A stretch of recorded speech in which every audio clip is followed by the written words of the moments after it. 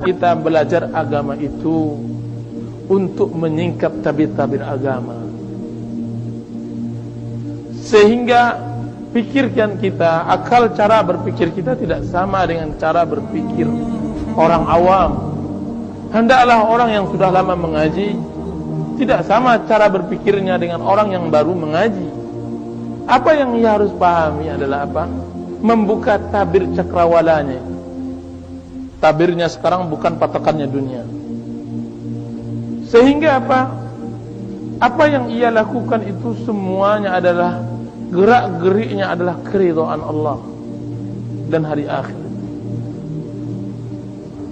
Tidak melihat keberhasilan dan kesuksesan seseorang, melihat seseorang pakaiannya rapi, mahal, kendaraannya bagus, usahanya banyak, goyah pula kita, padahal mengaji sudah 10 tahun.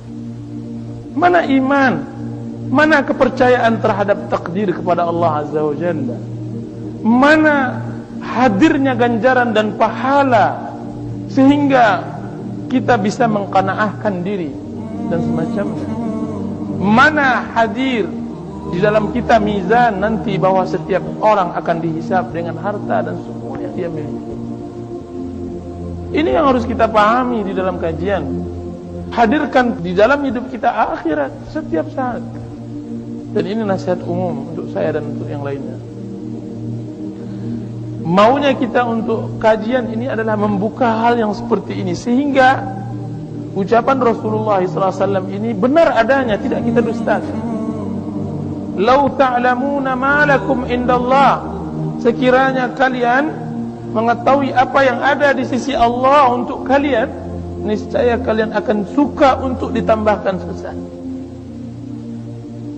Kita berharap ada seseorang muslim yang telah kokoh imannya ketika ia susah hidup, ketika ditanyakan tentang kehidupannya, ia bersyukur kepada Allah dengan kesungguhan hati. Alhamdulillah, tanpa ia keluhkan kepada orang lain, tanpa ia sebutkan rintihannya kepada orang lain kecuali kepada Allah. Innama ashku bathi wa huzni ilallah. Kefakiran ini yang akan mengantarkan aku untuk bisa bermunajat kepada Allah. Kefakiran ini yang akan mengantarkanku nanti ke surga, dan saya bersabar dengannya. Saya bersabar, saya akan belajar bersabar, dan saya berharap ganjaran sabar bertambah terus. Itu yang diucapkan oleh Abu Hurairah radhiyallahu anhu ketika Rasulullah SAW menyebutkan tentang keutamaan budak. Coba lihat, siapa yang di antara kita ingin menjadi budak? Tidak. Apa kata Abu Hurairah?